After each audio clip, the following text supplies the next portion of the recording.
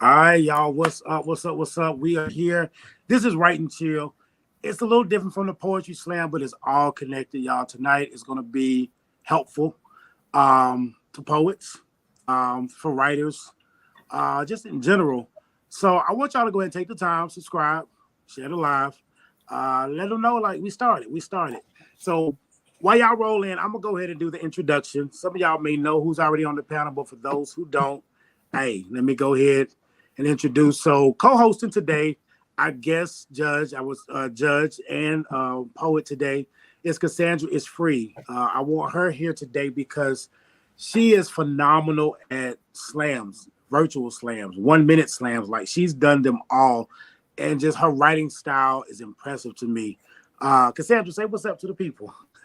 Hey, what's up, everybody? I am happy to be here and happy to provide some insight for virtual, in person, because I definitely do that too.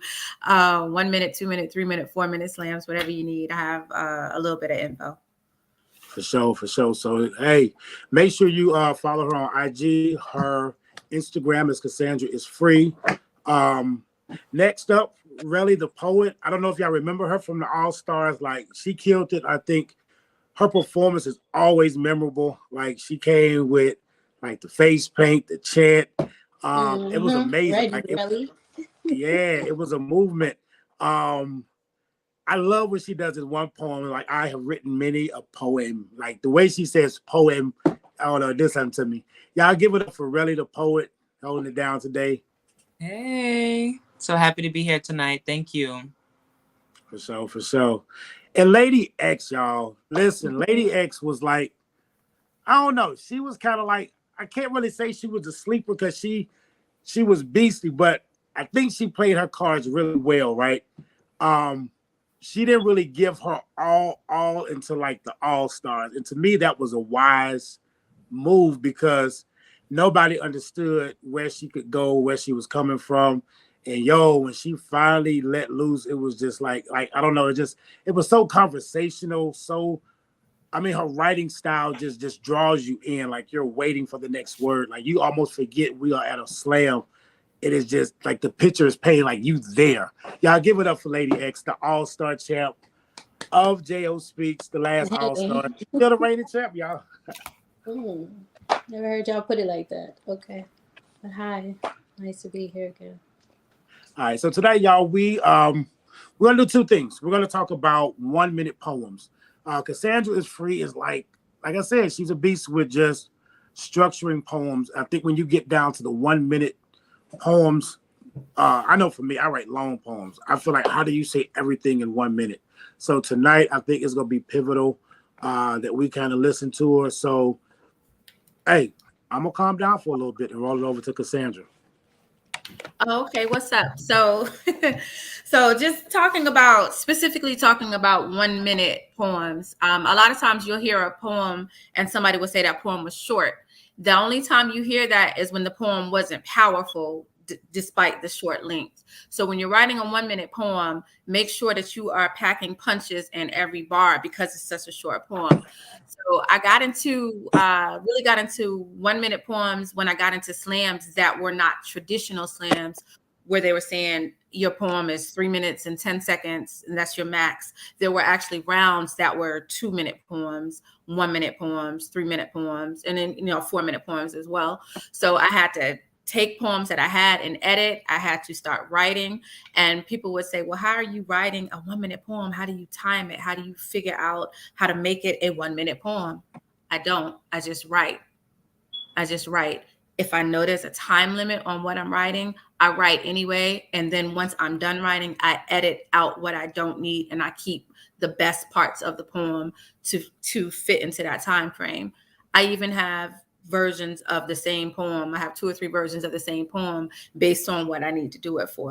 So it's okay to have that poem and then have different versions of that poem that you're able to spit when needed. So with 1 minute poems, you want to make sure that it's powerful, that it grabs your audience almost from the beginning. So I'll do one that kind of fits to what we were talking about. I actually went through my phone and I started looking at some of the I always call my the note section on my phone like the graveyard for poems, because I'll start one and then I'll forget about it because I write all the time. So That's this what's one is a little bit. I think we all have that. I think everybody, if you open up, every poet, if you open up the note section on your phone right now, you got a whole, you have like 3 lines here, and you're like, I'll come back to it, and then you never do because you get another idea for another poem, and then you keep doing it. But then once you go back, review it, every once in a while, review it, and you'll realize that you left some angels in there, and you need to resurrect them and add to it and create something. This is, I would do this in a 1 minute. I would do this for a 1 minute slam. I would probably add a line or two to it just for me, because it's probably at about 35, 40 seconds. But just to give you an idea, when I say a 1 minute poem, but something that should grab you from the beginning and should keep you engaged throughout. And this will talk to the theme of the no excuses of not giving up despite adversities. Where I am from, they talked learning trades over earning transcripts, as though college was a dream too beautiful for the nightmare we were living. Told us to be careful not to waste water on land that could not grow, and maybe be satisfied with the crops they gave us instead of trying to have our own. I decided to prove them wrong, see if just maybe I could produce fruit from my labor, plant seeds of development for the culture, so generations after me would know that we come from good soil, capable of watering our minds, even in the driest places. So that's just a quick, 35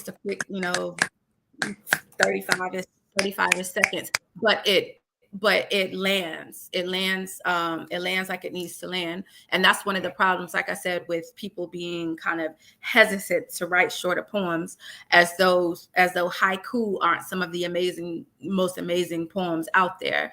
One of my favorite poems, period, ever written of any form, any style, is a haiku. It was written by a poet named Ashley Hayes, and I think I heard it in 2017. And it was a haiku, but it stuck with me, and it was amazing. And it was just like, it made me more interested, to the point of where I wrote a book of haiku and published it. That was my second book. Right, that was my second book. It's Haiku, an American Sentence, because those things are powerful as well. Sometimes you can, when they say less. That's what these poems are. These are the say less. These are the say less poems. So, but I have a question though, Cassandra. How do you know when it's finished? Like, do you have like a setup? Like, do you have like intro, body, conclusion? Does it still follow that same format when you are writing a 1 minute? And if so, could you like take the piece you did and show us the parts of it, just so if I wanted to write a 1 minute, I'll know what elements I need. Yeah, definitely. Now I have I have written a poem and looked at it and thought it was finished, and then kind of flipped the whole poem upside down. So how I started was actually how I finished the poem. So It's just really going in and really caring enough to edit your poem. Sometimes we get lazy when we're writing and we don't want to write no more. I'm sick of writing. I don't want to write no more. So we won't edit to the best of our ability, but then we still want to present it. We still want to present it to an audience. And then we have, whatever feelings we have when it's not received the way we thought it would have been received had we edited it. So when I write something, I take it. So the poem the little short piece that I just did, it starts with where I am from. So that's me giving you an introduction to me. Now you want to hear where's she from? What type of environment is she from? So I should have already piqued your interest with the first line. Your interest with the first line.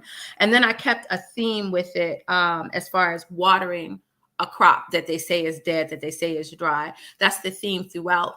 So especially with a shorter poem, if you're going to have it be a theme, try to stick with that theme throughout, because we hear it all the time. We hear poems that start out with this metaphor, and then it goes to that metaphor and that metaphor, and never comes back to the first metaphor. So nothing is ever tied back in. And that rarely scores well. Gotcha. That rarely scores well, because your judges and your audience most of the time are waiting for you to kind of get back to the point. I always I tell my husband, because my husband is a minister, that poets and preachers, we neck and neck. We neck Okay. and neck because our job, our gift, what we have been tasked to do is to deliver a word to somebody. So you have to start somewhere and you have to end somewhere. And then what you do in the middle is what you do in the middle. But your end, tie your end back into the beginning to make it make sense. Make it make sense. And that's regardless of the length of the poem. That's regardless of the length of it. Gotcha. Really quick question. Have you written a 1 minute poem before? Because you have written many a poem. I have written many a poem. So I haven't really timed them to know if they're exactly 1 minute or not, but I have, when I started performing a lot more, I've wanted openers, what I kind of imagined them as. So they would be like, I don't know, 16 bars or so. I'd have to look in my repertoire. You can't catch me off guard like that. But I have written really short poems that were meant to be openers. So like if there was a slam that I was doing that had a time limit, or I wanted to catch people's attention with some quick, heavy hitting bars, you know what I mean? I would have a poem that was anywhere between 30 to 60 seconds. So definitely feel where Cassandra's coming from, and have some pieces like that for sure. For sure. When you're writing those 1 minute poems, really, what are some key points you would say? And the reason I'm focusing on the 1 minute poems, because we're here in a slam and we're given prompts weekly. And so I know in competition, it's probably better to memorize than it is to read. I know with us being virtual, based on how you place your paper, you could probably cheat a little bit. However, I do encourage the poets to be so familiar that we don't know you're reading, you know? And I think if the judges pick up on the fact that you're reading, that could become a distraction. It can definitely hinder your piece. So I think with the 1 minute poem, it gives me a little bit more to be comfortable with, be solid with, and have a full point in poem. So I'm trying to give these poets that are watching some tools for their kit. What are some points gotta be in this poem, even if it is 60 seconds? Yeah, so I think definitely what Cassandra said, be like heavy hitting, like be very wise with your words. You don't need a lot of words to say a lot. So it's like, imagine that you only have a certain amount of words to say what you got to say. You get what I'm saying? So be selective with your words for sure. And then tell a story if you can. Like, even though it's short, still say something. Still have something to say that is meaningful and has substance. So think an appetizer that's really filling. You get what I'm saying? Like, think something that is small and neatly packaged, but it's still going to be well received and have the audience thinking. Leave them thinking about you, because they're gonna, the judges and the audience, they're gonna see several poets throughout the night, and whether you're the first poet or the last poet, you want to be the poet that stands out and has them still thinking about you after the fact. Like, like 6 poets done one after you if you're first, and they're like, damn, but I still remember that first line from that first poet though. Right. Yeah, no, we saw that on Tuesday during the slam. We had the person that actually won on Tuesday. I think she was 8th out of 11, but everybody had her on their minds for the remainder of the night because she hit so hard. Now, some of that, I'm gonna say what I'm gonna say. Some of that is because some of the poets that came before her were not as interesting. So then she was like a breath of fresh air when she came out and was like, "Yes, thank you." But I definitely agree with you. Like, yeah, make me still think about you. Make me still think about you. Absolutely. And I think the beauty in going last. I think the beauty in going last in the slam, and again, the reason the 1 minute poems to me would be pivotal is because now you may have, Poetic V in the building. You have the ability to write more than one to the prompt. And I feel like it's important to have options a little bit because you don't know who just went before you. And you got to be able to mix your piece up and be comfortable with it. I know that's asking a lot, but if you're coming to win, right? This is what the standard is. And I think it does nothing else but just exercise you as a poet. It helps push you to where, hey, if you may have to be in this position again. So that's why I'm really looking at the 1 minute poems. Not saying I want everybody to come with a 1 minute poem. But if you do, you got it. Make sure it's full, it's packful, and we don't feel like we've been cheated. You know what I'm saying? So yeah. You know what? I've been thinking I have one and I want to do one. And I want to ask the question for you guys. We can workshop it a little bit. This poem is about 3 to 4 minutes. If I wanted to make it a 1 minute poem, I want to know what could I do. All right. So, and the reason I'm doing this because I'm thinking, what if some other poets have a piece that they want to curtail to the client? And the reason I would cut this down is because now I need room to build up the client part, right? So now I have 2 works to do. I have to cut this down a little bit, maybe, and then I need to add the client into it. So it's not just me pulling out of my bag and they're like, I don't understand how that connected to the prompt. You feel me? Without me doing the whole, I did this because in the piece I'm gonna talk about branding, right? And I'll like, and so I feel like if you got to do all that, then your piece is not well written. If you got to introduce your piece, then you're not ready.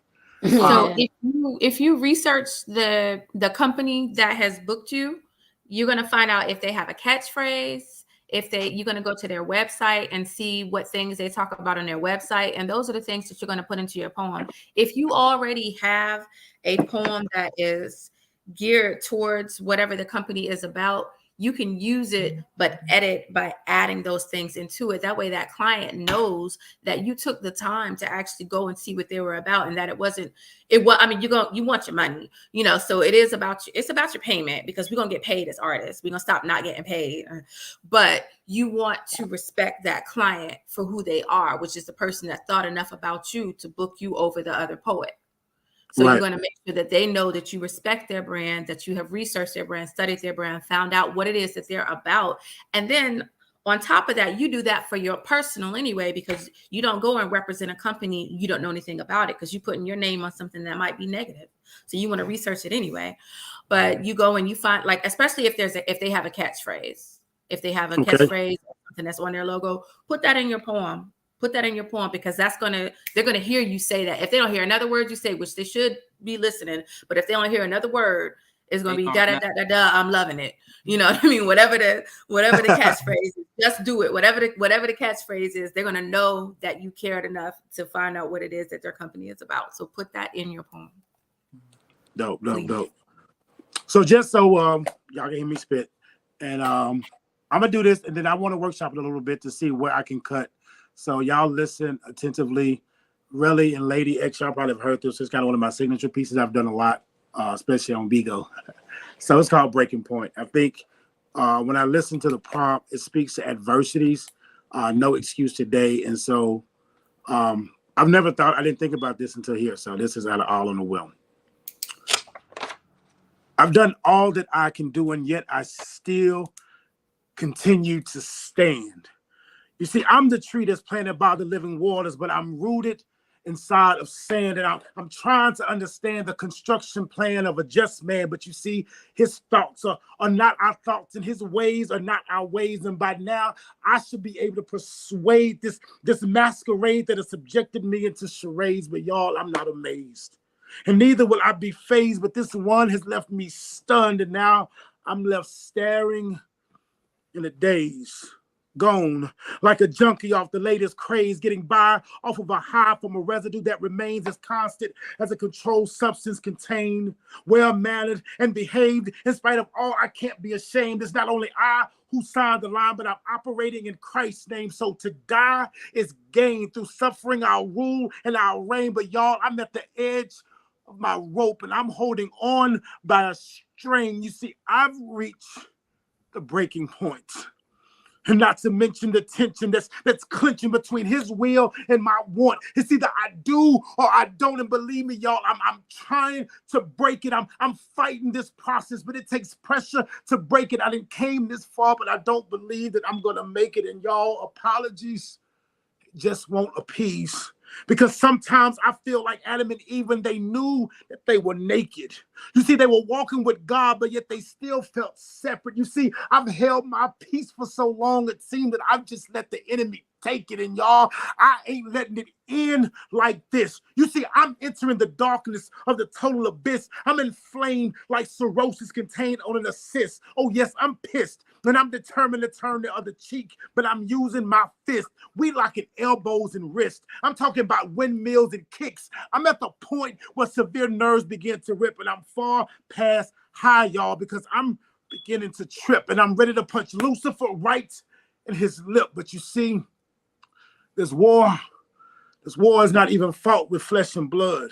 But this here is beginning to rub me in the wrong way. You see, I'm on the run like the prodigal son that avertly gone astray. I'm a sheep in wolves' clothing. You see, the enemy don't even know what I'm holding over the mindset that I'm throwed in. You see, I'm on a ride like a vehicular homicide, and I don't even know how fast I'm even going, but this madness is only molding me into the child of the gold, and the fire is fixed in the furnace. But you can forget it. I ain't folding. I serve a God that's all-knowing. His ways are mind-blowing. I'm standing strong on his promises and his words. I'm still holding. And look, I hear you talk about that Jesus walk, but are you really ready to go where I'm going? Because y'all, I'm going to the enemy's camp.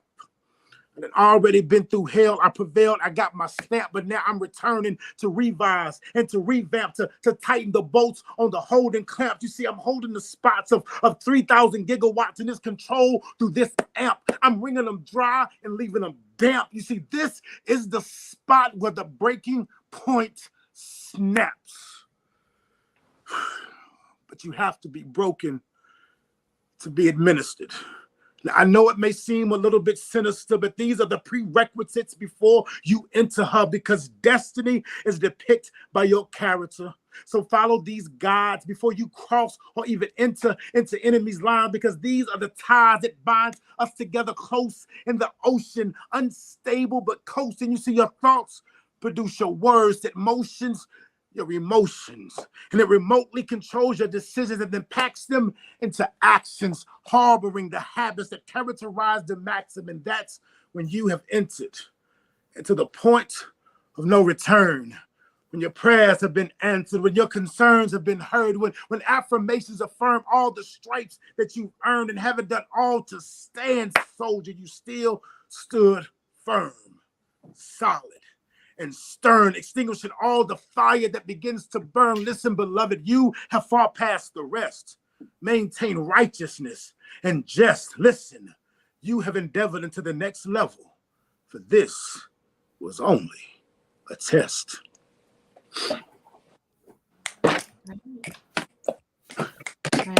No Thank excuses. you. You say what? It's 5. Instead of gave some no excuses vibes. I feel like Gotcha. that could be 2-3 different poems, though. Yeah. Wow. If you Okay. consider like the 1 minute, not even because of the length, but because of The concept. how you go somewhere different, with the content and the end, like that's a poem.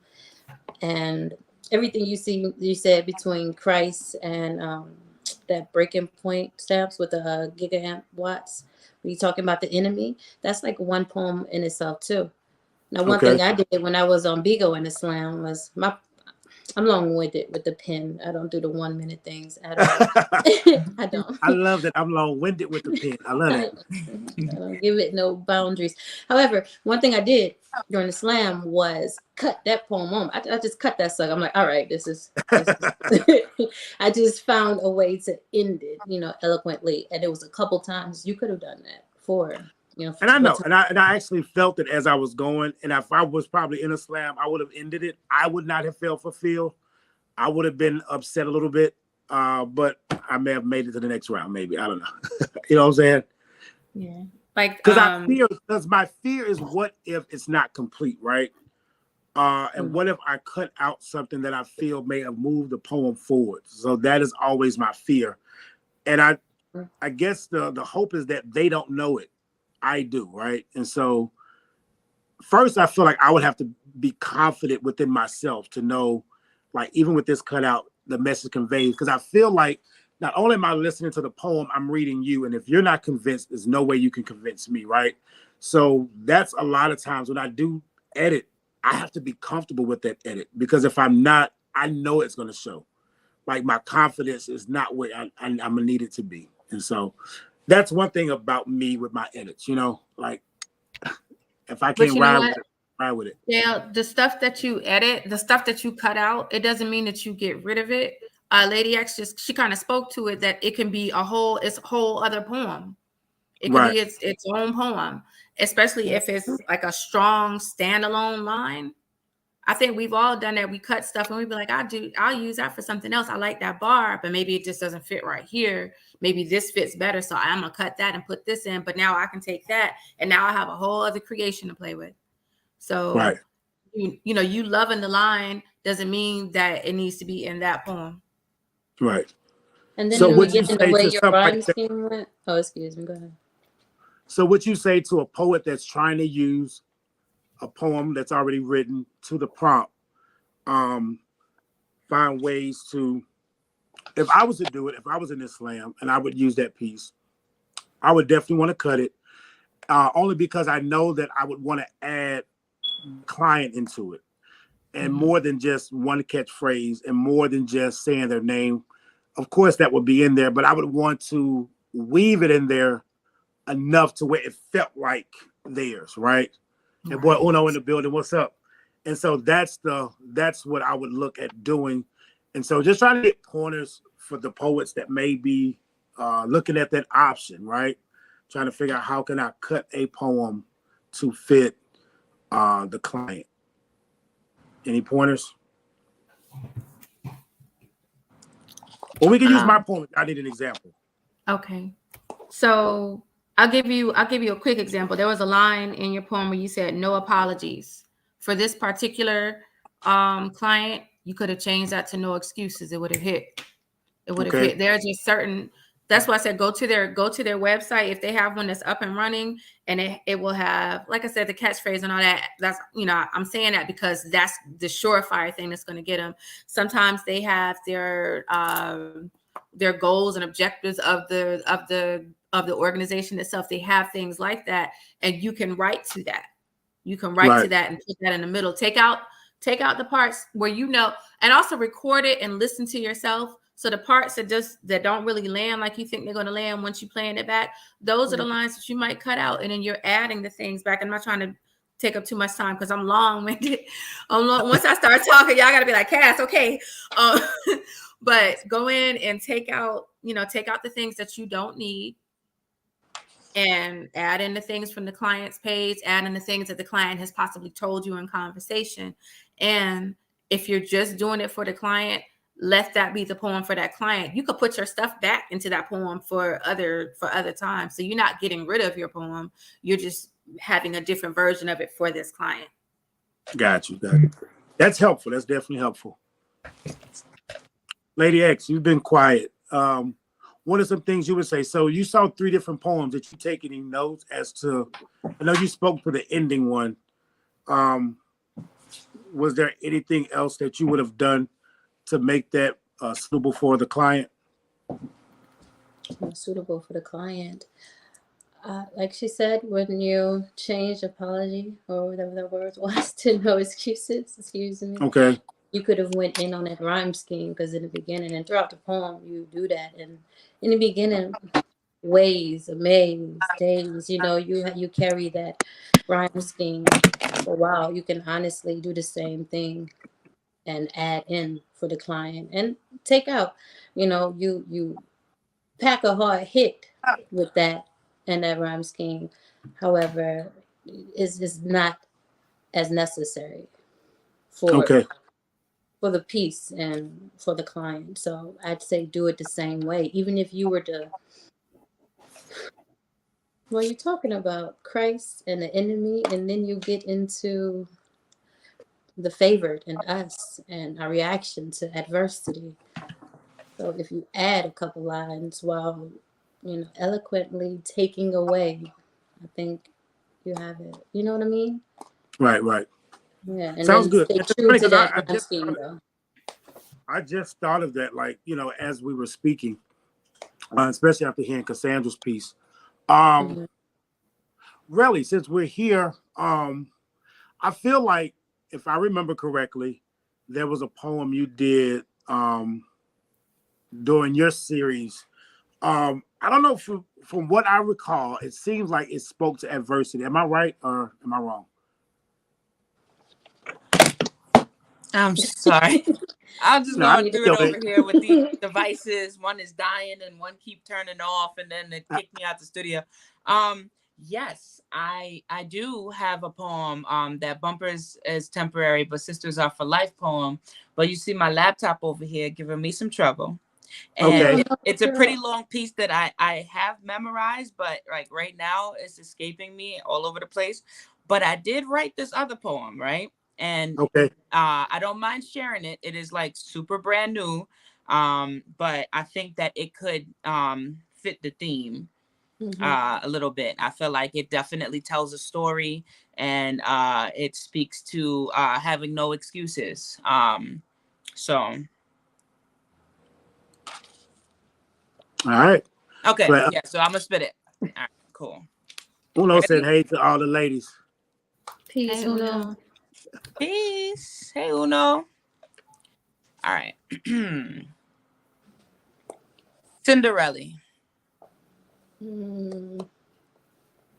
Life ain't no fairy tale. Sometimes it glistens when it snows. Sometimes the ground is forgiving and us mortals feel magic surge up through our toes. Most times it's just old man winter's tricks. Growing up in Brooklyn by now, I know playing in the snow just makes you sick. That tingle is probably too many city blocks walked or bad circulation. 30 odd years later, I came to the realization that saying ain't shit sweet was made to manage our expectations. How many of us grew up with insatiable sugar cravings? A picture perfect press of true love's kiss. Well, picture this.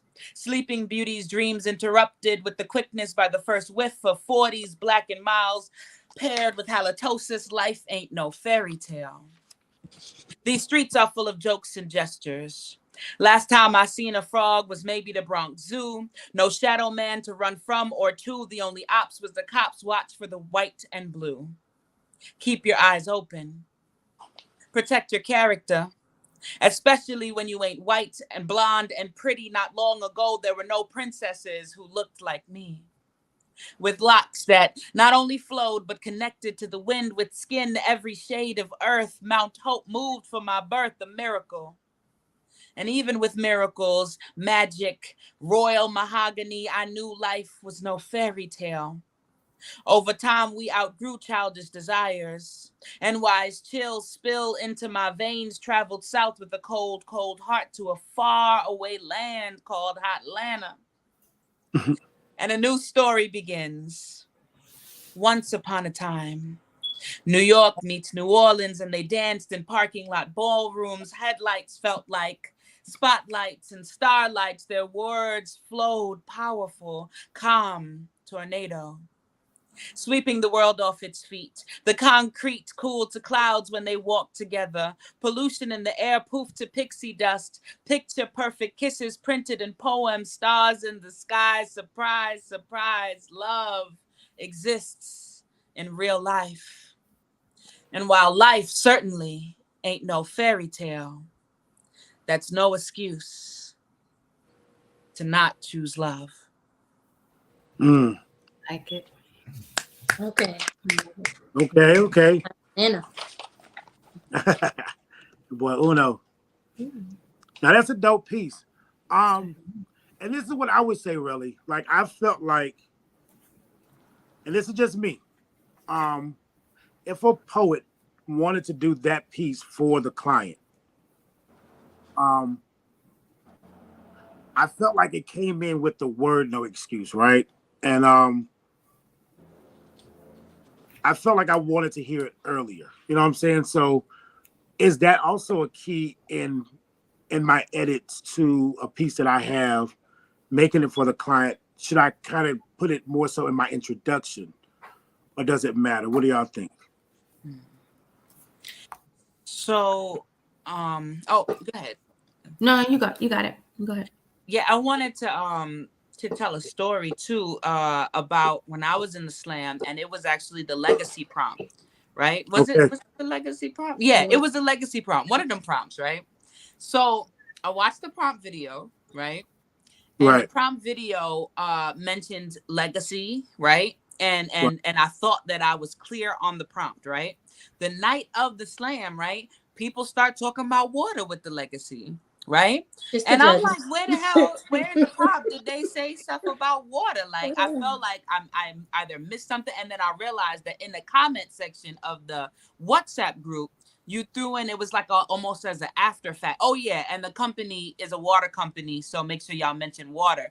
But when I went back to the prompt, it wasn't exactly mentioned. Long story short, during the actual slam, right, with when other people were performing, I think I was third, 2 people went before me. Kimberly kept talking about, oh, but it didn't have no water, so you got to stay on topic, you know. So, and she kind of was giving less of a score for not mentioning this water that I didn't know was included in the prompt. I'm like, what the hell? So what I did was I whipped out my handy dandy notebook and I started adding a little bit of water in that poem during the slam. You know what I'm saying? So it kind of has that little bit of a benefit if you're not going first. But basically, my tip is don't be afraid to edit your piece on the fly, even improv, you know, during the moment if you feel comfortable enough. So just you know, kind of use that time to if you're not first, because if you're first, then you know, shit, you got what you got. But if you're at least second, just pay attention to like read the room, and if you feel so inspired, you know what I'm saying, like, oh, you know what, something came to my head, or the judge said something, critique of another poet that I could rectify on the spot, do that. You know what I mean? Because it could be your saving grace. Right. Gotcha. It's difficult when you have when you are being judged, because you've got, typically in slam you have 5 judges, and art is subjective. So I could say she's writing directly to the prompt, and then the next judge is going to be like, she ain't saying nothing about the prompt, because that judge is maybe very literal. Whereas I may have a more, and I'm not saying this about Kim, because you know she creative as crap, but that wasn't a cuss word. It's crap. But my ear is like super creative, so I'll pick up on. I'm like, I see where she's going with that. I see where she's going with that. And somebody else may be like very literal, like I need them to say water. If they don't say water, it wasn't the prompt.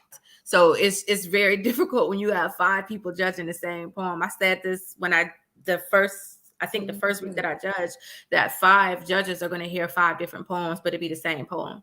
It's just how you take it. So it's difficult. So I'm saying that to say, Rel, that you're absolutely right. Please edit.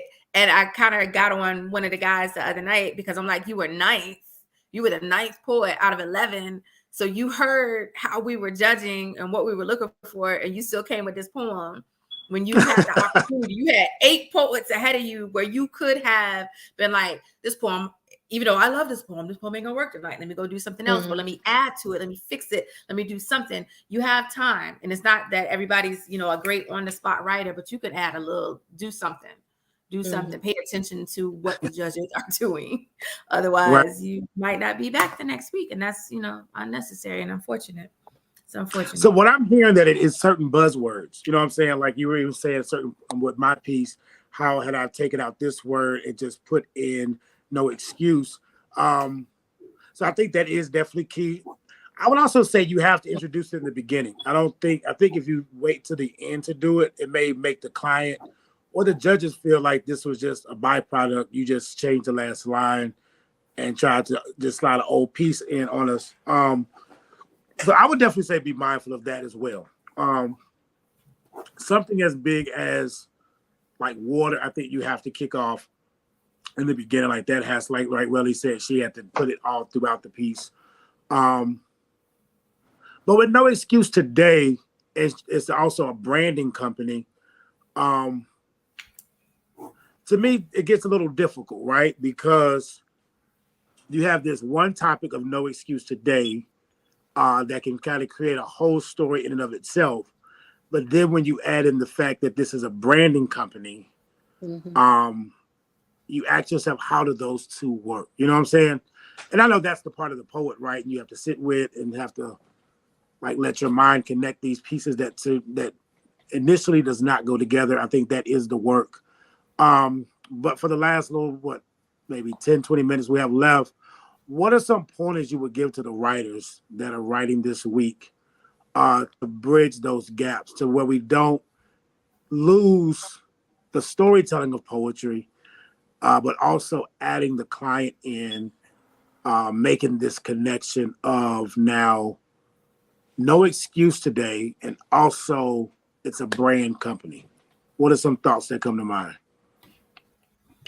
So I would, if I'm going to make it personal but still related to the brand, I would think about the things maybe that I'm dealing with where I could make excuses and then write about the reasons why I won't make excuses. If that Okay. makes sense. You know what I mean? I live with a chronic condition. You know, I have injuries from a car accident from a few months ago that are severe. Even if y'all can't see it from me sitting here, I have surgery. I have things coming up, but I'm still in grad school and I still got to go teach my middle school students every day. And I still have my son and my daughter, all these things where I could just be like, I'm just going to lay in bed because it's too much stuff happening at one time. You know what I mean? So look at the things that you're going through. And instead of making those excuses, look at all the ways that you don't make an excuse and write about that. But then also, like, I'm on the site right now, like I'm on their website right now. And there's just things that I would pull to add into that. Put them together. They may appreciate that you made it personal while still shouting them out. Because again, that shows that you did your research. For me, as a business owner, if you're supposed to be repping my company, I want to know that you know what my company is about. I need to, or otherwise you're gonna be saying linebacker does something that the linebacker doesn't do. You know what I mean? You know what I'm saying? You have to, you know what I'm talking about. You have to do your research so that you don't sound foolish. So when you come up and you're repping a company that you never heard of, find out something about the company so that they know that you looked into it. I'm gonna keep saying that. I'm gonna keep stressing that because as a business owner, that's what I would want. That's what I would want. So the research around for our season to let us know that, because I missed that the whole legacy. I just say water one time. You didn't say it one time, but it is key that you know, especially as we get more and more clients. And gratefully, I've been working with clients of people that I knew, like in my immediate circle. But as we keep doing, I'm now having businesses come to me, and I know that it's not as familiar. And it can be a little bit awkward, especially from my stance, because before the prompts come, I work with the clients and we brainstorm on how poetry can help their company. You know, and sometimes they'll have ideas, and I'm a poet myself, and I've been just like, I don't know if that'll work. And we have those hard conversations so that by the time we get to the slam, it is marketable, it is entertaining, right? And I also let them know that even if y'all want to do something different a little bit, you have that option, you know. And for those that are watching, what happens is you get connected with the client. So like Relly, she won, I believe, the tour. And so I'm not in that conversation. I know that they're not starting the tour until probably like spring, summer, or whatever. I don't even know the dates. But you're in direct connect with that client. I mean, you can hit me up. I'm always here. And you can be like, hey, Jay, I haven't talked to him. Can you reach out? I mean, I'm definitely there for that. But you're your artist, like you're negotiating. If they're just like, hey, you know, the offer was the tour, that's your time to say, but you know, my fee is normally da da da da da. And however you want to swing it, you could say, hey, I'm gonna just do this for the exposure, but that's totally up to you. Like you are in your business seat. You don't have to feel like I have to do this because I won this. You can respectfully say no. You know what I'm saying? So I think those are the keys as well. You know, I appreciate you. You know, that's business, right? And I think, you know, being straight up and being clear is a part of business, no matter, you know, which way it comes from. So I didn't want to add poet too. Part of being a poet too. I think it'd be dope to use that for this prompt, like what Cassandra said. She started about the pain and all the stuff she has to do. And I know a lot of poets, they say it's easier to write from a place of pain. You understand? So you could tie that pain, whatever that pain may be, sadness, you want to stay in the bed because of depression or pain, whatever floats your boat or whatever's happening, and then tie it in with the client in a way that says, all right, this pain tries to limit me from doing what I need to do as an artist, whether it's perform on your stage, connect with you as a branding company to get my pictures done, my marketing done, to do what I need to do, even for myself. You know, I'm drained. There's a lot of ways you can say it and phrase it. However, never mind, go ahead. I know No, it's with good.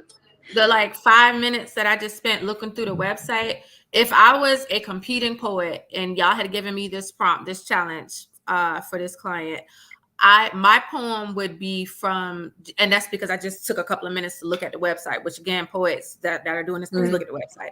My whole poem is going to be about how, despite life's challenges, like we just said, I market myself, how I brand myself, how I run myself like a business, how I refuse to stop, how I keep getting up. That's going to be my poem. There's no excuse today. Ain't no way. You know what I mean? It's something. I'm going to say something, and it's going to be catchy, but it's going to let you know I'm marketing me. I'm branding myself. And this is why you should pick me, client. This is why you should pick my poem as the best one of the night. All right. Yeah. I'm going to say stuff throughout in the poem the whole time because I took the time to look through the website to see what exactly do you do? Because no excuses today. If I didn't look at the website, I have no idea what you do. From the name of your business. It's an awesome name, but I have no idea that you're helping other businesses to get off their feet and people become entrepreneurs. And I wouldn't know that. You got to research it. Got to research it. And that's what I'm saying. You have, because you can. Yeah, and I think that's the thing that you'll win. You got to research. And I think the client, if nobody else knows, the client will know. You know, and I think that's just a key for us as artists. Period. Going forth, I really truly believe that poetry is still going to start to be placed in places it has never been. For one, we are now eligible to be in the running for Grammys. You know what I'm saying? Like we could be, I mean, I don't even know when the Grammys are, but I do know Jay Ivy is like in the running for one. He could be very well the first poet to receive a Grammy for poetry, because they've had a spoken word artist, but it was always for those artists that were reading their books for Audible.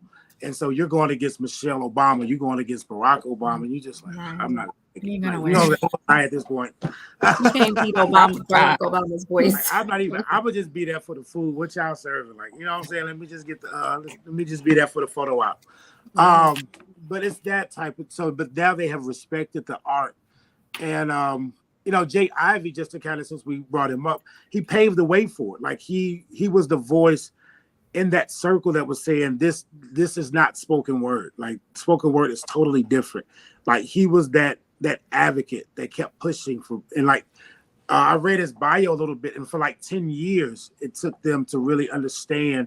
And he had featured on like Kanye's West album. He had did commercials. Like he was in there. Like he has done he was doing it, and he still couldn't beat the Obamas. I mean, who can, right? And so nobody. Now we have our own category, and as poets, that encouraged me to help us now connect with clients, because that's the type of moves we're going to have to make. We're coming out of the coffee shops, y'all, so we gotta conduct ourselves. Not saying we can't go back to them, and like Cassandra said about editing pieces, just because you do this for that client doesn't mean that poem is forever changed. And so that's what this slam is about, especially weeks 2 and 3, especially now on YouTube, even from Bigo, is connecting us with that client and making sure us, you know, we as poets, as artists, that we're challenging ourselves. I would love to see one of the poets here secure the Grammy one year. Like that to me would be super dope. You know what I'm saying? Yeah. You said what? It's gonna happen? Yeah. I don't see why it wouldn't. Wouldn't. It's a small world. I'm gonna say that in the poetry community, it's a small world, because you are in California, I am in Virginia, but some of the people that you have had to judge are people that I know. Some of the people that you just mentioned in conversation, like you were telling a story about somebody in Breon's poem. But I mean, these are people that I know. Look at how small of a world it is. So I can speak to, and you could speak to, and y'all could speak to the talent that we have in our poetry community, in our spoken word community.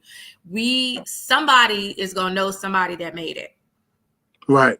You know what I mean? And if they do it right, it's not just going to be, I made it, let me walk away in the sunset, walk away. woman I am. But I got all these jokes and shade from the other night. I'm gonna leave it alone. But I'm gonna stop.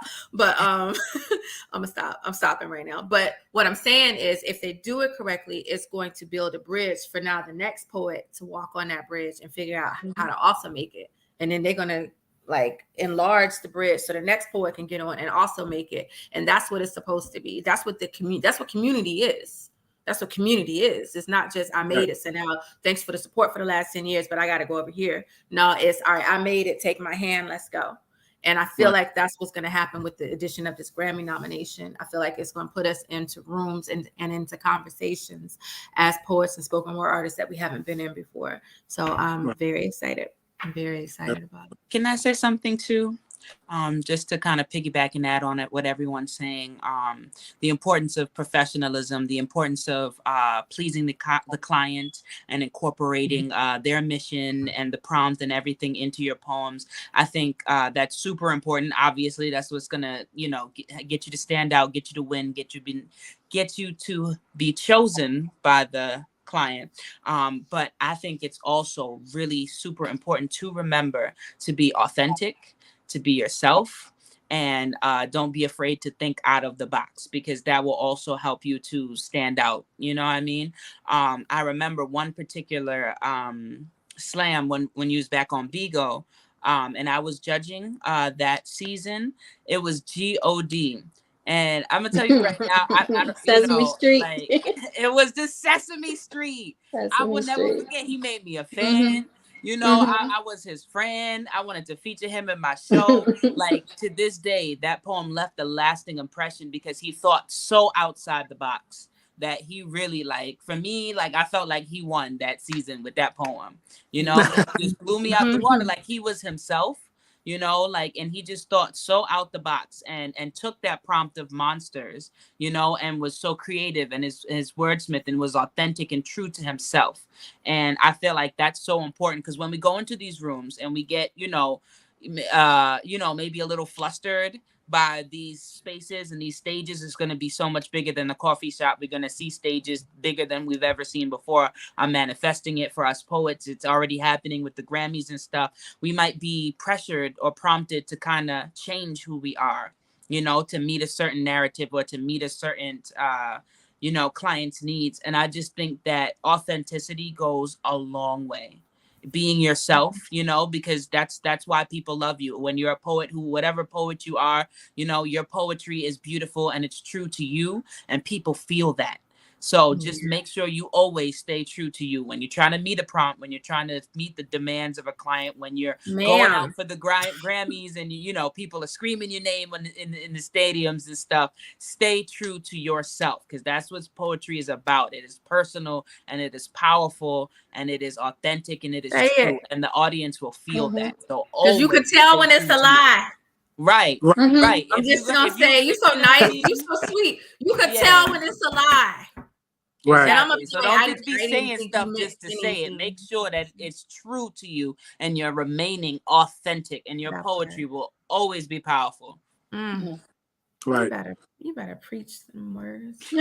So our last 7 minutes, I see we got a few people in the comments. Hey, if y'all have any questions, please go ahead and shoot. Make sure you subscribe to the channel, because on Thursday we will be doing this prompt with the client in the room. Not on the panel. She'll be watching with her company. But the poets will be all writing on No Excuse Today. So if you want to see what they've taken away from tonight and seeing what they did with it themselves, I think it'll be super dope. Let me ask, I don't know if I'm putting you on spot or not. Did you have a poem that spoke closely to the prompt that you wanted to share before we closed out? No, what I've been doing was writing as you all spoke. Okay. That writing style I told you about. I can share what I wrote for Cassandra. Okay. All right. Rewriting versions of the same poem.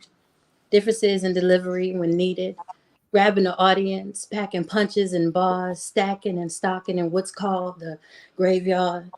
Review, resurrect, add to, create. Add a line for 1 minute. Keep it short, sweet, and straight, engaging. land, slams, no hesitation, haikus not taken away from poetry. Ashley Hayes prose, books inspired by powerful sentences, say less, stressing witnesses in all white format. Elements etched in black, editing through lazy hazes, no excuses on poetic days.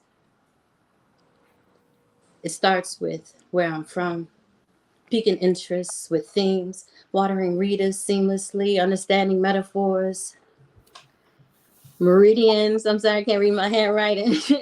And meters, poets and preachers tasked to deliver the original spoken word, tying beginning to end. I guess that's the end. And that's what I wrote while she was spoken. And I did that. That's What what's up. That's right. what state are you in? Louisiana. Louisiana. I asked that because I have a friend who's in South Carolina. Her name is Kimberly Shaw, the closer. She's a really amazing poet, and you sound like her. And she has that similar flow when she writes. And she'll take, she'll be sitting there in a conversation, and she'll just be writing something, and she'll be like, "Let me read something," and she'll read it, and it's just a really, really, really dope, relaxing flow. And you just reminded me of it. That's why I was like, I wonder if y'all are near each other. But she's in South Carolina. I see him talking about he got something. I don't know if he's talking about. Yeah, I gotta check her out. Kimberly Shaw. Kimberly Shaw. Yeah. I don't know if Uno trying to see if Lady X should jump back in to do series 10, or if he said he got a cat in the hat piece that he trying to jump off the judge's seat and jump in series 10. I don't know what Uno on right now. That'll be crazy.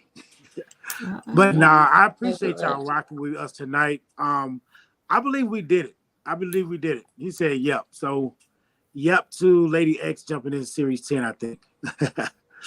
I don't know if she want to jump in. She can jump in. Hey, and while we here, any poet at any time, and you know what? Carness was the first to do it, but I don't think he'll be the last. Like, if you have judged and you have not been like a whole season judge, I think I have to put a pin in it. So, if you're going to judge within the 3 seasons of an all-star, you can't be in that competition. But if you, so like Cassandra, like anybody that's judged this far as a Carsfield did, and he was already at the finals, so he didn't pick the top 4. So going forward, if Cassandra wants to compete next season, I'm saying after the All Stars, and the door is open. I ain't gonna do that. I would say you could come in the same series, but I feel like it could become a little bit arbitrary, right? It could be like, let me get them out of here, and then I'm gonna come back next month and do my work. I would definitely. Let me tell you something. One thing I don't shy away from is competition. I just don't. I'm on team competition. I'm on a slam team as well as slamming individually. So like right. we compete and we love it. We do it honestly. We do a lot of it for the fellowship. Right. Like part of the SoFi family, the Southern Fi family. That is an experience that if you haven't had it, if you've never been to a SoFi, go and just be. And it's like family. You just walk in and all of a sudden it's like 1,000 poets that love words just like you do, and it's crazy. Like we do it for that. But I love the spirit of the competition. I love the spirit of the competition. So if I sounded a little mean the other night, a little meaner than maybe in the last series, it's because I felt more comfortable coming back, I think, because I didn't know what I was getting myself into originally. But then when I came back a couple of days ago, I love the spirit of slam so much that it offends me when people don't take it seriously, if that makes sense. So I was just like, I'm just going to judge like I'm a judge. Like, I think it's important. I love it. And it's never supposed to be about ego. Like I joke a lot. I'd be like, I ain't scared and I'm scared. But the fact is, I'm not. When I get on that stage, I'm nervous until I get on the mic, until I open my mouth. And then I get through my poem, and then I'm nervous walking off the stage. Like, what did I just do? You have to have that confidence in yourself. And that's not an arrogance. That's a confidence. And you're not going to succeed without some type of high self-opinion for your work. Like, Mhm. if you don't believe in you, I'm not gonna believe in you because I'm gonna hear Right. it in your voice that you don't believe in you. So Facts. when you come up and you spit, be it a 1 minute poem, bring that back, 2 minute poem, 3 minute poem, whatever, haiku, whatever. If you don't deliver it with confidence, I'm not tell you. I think that's Gotcha. what I did on my last day of the slam. I had not ever slammed before this. You know, I had not ever been in a slam before. And that's all I did. I was reading from my book, everything I wrote before 2010. I just read it with the confidence. Like, it's me, it's my pieces. I know this. Just believe in yourself. That's Believe what's in up. your, and the thing is, if you aren't confident, don't slam. Go to an open mic because you can build your confidence up. I think nobody started out as a slam poet. Nobody's first time in a mic was a slam. Everybody started at an open mic somewhere. Everybody, I don't care who you are. Everybody started at an open mic. And then once you realized the crowd was digging it, it built your confidence up. You started to come back. And then you maybe built a fan base or whatever happened. And then after a while, you started to get features. And then you learned about slam and you were like, I think I'd like to try that. And then you were either good or you weren't. And if you weren't, then hopefully you built on it so that you could get better, or you stopped, whatever your choice was. And some people were just dope slam artists from jump. Build on it and go in and do your thing. My first, and I know we got to go, but I'm gonna tell you something. The first time that my slam team slammed together, it was in 2017, and we sucked. We were awful. We drove all the way to Louisville, Kentucky with the thought that we were gonna go kill it because we were so tough locally. And we went and we left, we built relationships, like lifelong relationships, but I think we were like number 27 or something. But then 2022 we're number 5. Wow. And Yeah, that's that. out of, you know what I mean? Like, we're number 5. Like, I went to WALPS. I did my first WALPS in 2022, Women of the World Poetry Slam. I'm number 9 out of that. We have like 72 women In the world. I'm number 9 in the world. So as far as female slam poets, that's my international rank. It's in the books. I'm probably gonna I'll go back in a couple of months and hopefully do a little bit better. But this is, that's almighty luck. Hey, almighty luck. Hey. Definitely. But yeah, I'm just saying, just build on your stuff and don't be afraid. Don't be afraid to show your confidence, because it's not arrogance, it's confidence. For sure. Well, ladies, again, I thank y'all so much for coming out. I'm sure the poets, as they stated in the comment section, that this was so much help. So I am looking forward to Thursday. So listen, if y'all in the comments and y'all have not peeped out J.O. Speaks Poetry Slam, please come through every Tuesday night, 10 Central. Our words weigh heavy on your mental. Listen, this week we are writing about No Excuse Today. It is a brand from a client who works with branding. So make sure you look them up, and maybe you may need some of their services. Reach out to them. But y'all, thank y'all so much, and see y'all again Tuesday. Good night. Peace, y'all. Peace.